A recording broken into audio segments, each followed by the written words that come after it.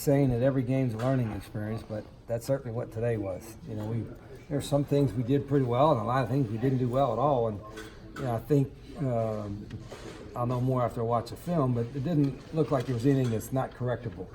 So the effort was good. The execution certainly wasn't. The negative yardage plays, we just got to eliminate those. Those are the ones that are just absolutely killing us at times, and so we'll work hard on that. It seemed like a lot of inconsistency today, like spurts of brilliance. Yeah, that's a good word for it. I mean, very inconsistent, and you know, again, you know, we're playing a 1AA team, and you know, you got by with it with a win, but you can't continue. We can't continue to be inconsistent like that, and that, you know, starts with us as coaches. We got to figure out what we can do well and what we have to eliminate. But certainly the inconsistency is very frustrating. And like I said, we're not good enough to kind of play behind the sticks, so to speak. You know, we got to get positive yards. We got to stay on schedule. We got to get in the rhythm because we're not good enough to have the 3rd and 10s and 3rd and 12s and execute that. And the negative yards plays hurt us at times today. What do you think? Put a couple on the ground in the second half. Yeah, there was the one that I think he got blindsided, didn't see, and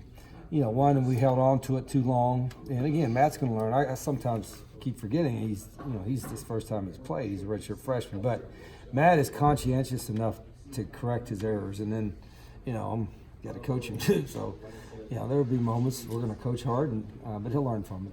Was the focus where you wanted it today against an FCS opponent, a smaller team? You know, when you look at some of the lack of execution, you can maybe think not, but maybe it wasn't. But you know, during the week at the hotel on the trip over, it seemed pretty good. But you know, and I look over and you know, again, we're an SEC team. We're playing a 1AA. We should beat them, of course. But if you look at their roster, you know, just on the guys, I don't even know what offense, but on defense, they have a lot of older kids, and we have a lot of younger kids. And so I've always found it interesting, in doing this a long time, that there is a difference in college between an 18 and 21-year-old, 22-year-old man. And maybe, you know, talent-wise, certainly we should have that edge, you know, being in the SEC and being a 1A. But they've had some pretty good players, and they did a nice job today. We and like I said, we can get better. We will. Cal defensively has been really good so far this season. I know you haven't had a chance to look at them a lot, but you're familiar with them from the Pac-12 stuff. What kind of challenges do they present? What have you seen from them so far? Yeah, I don't know much other than a little bit I've seen in a game against Washington, who they beat a great Washington team. And I do know them a little bit from the Pac-12 days, and they've been really good defensively the last couple of years. He's done a tremendous job. So it's going to be a huge challenge. Our guys will see that on film, and I'll probably start working on them tonight. Was there a consistent theme that was leading to the tackles for loss for those guys? For them, Southeastern, for them against us?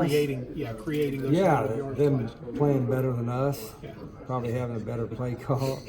Is that a pretty consistent theme on those plays? On the plays we got big plays, we played better than them. Coach, it seemed like whenever we play a defense that moves a lot, we're having trouble early in the season. Are you trying to give our future opponents a tip there?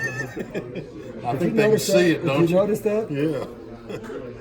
Sometimes, you know, the movement is, we bust a big play, but sometimes it makes you look really bad. And what we're trying to do is minimize those times it makes us look really bad. And Jack does a great job of the guys up front, but I think sometimes they see too much. And then we have certain run plays where they just supposed to go on a track, and it doesn't matter how much movement they do. And that's hard for guys to learn. Now, trust me, I've been screaming that since 15 practices in the spring, and how many practices we've had since the beginning of August. We got to learn from that, because we're going to continue to see movement, and we're going to practice like crazy against it, and got to execute.